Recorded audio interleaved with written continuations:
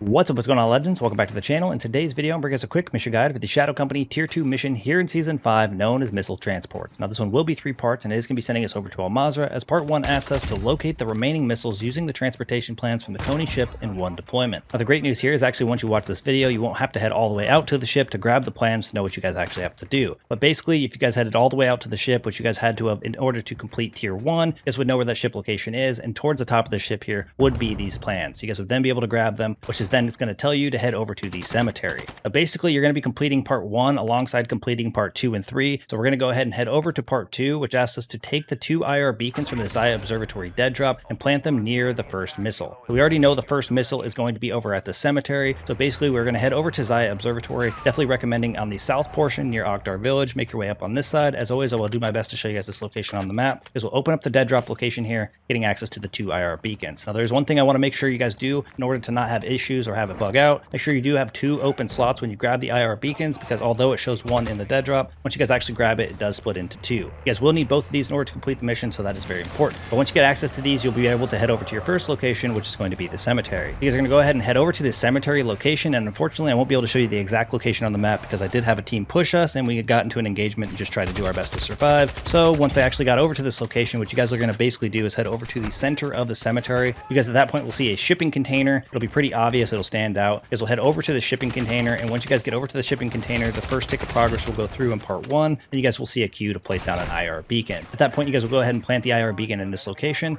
knocking out part 2. Now, part 3 is asking us to plant 1 IR beacon at the second missile. Now, over on the side of the shipping container, you guys will actually see a note. You guys will go ahead and open this note, which will tell you the second location, which is going to be southeast of Al Sharim Pass. You guys will basically head over to Al Sharim, kind of like you're going to go up to the dead drop, and you guys will eventually see near that location a shipping container similar to the one for part 2. And of course, as always, I will do my best to show you guys this location on the map. You guys will head over to this location and doing the exact same thing you did for part 2. You guys will be able to place the IR beacon here, and you also will get your take of progress for part 1. Once you guys place the IR beacons in both locations and you've actually been to both locations, parts 1, 2, and 3 will be complete, wrapping up this mission. That's going to wrap things up for today's quick mission guide. Thank you guys for all the support in today's video, all the support in the channel, and I look forward to seeing y'all in the next one.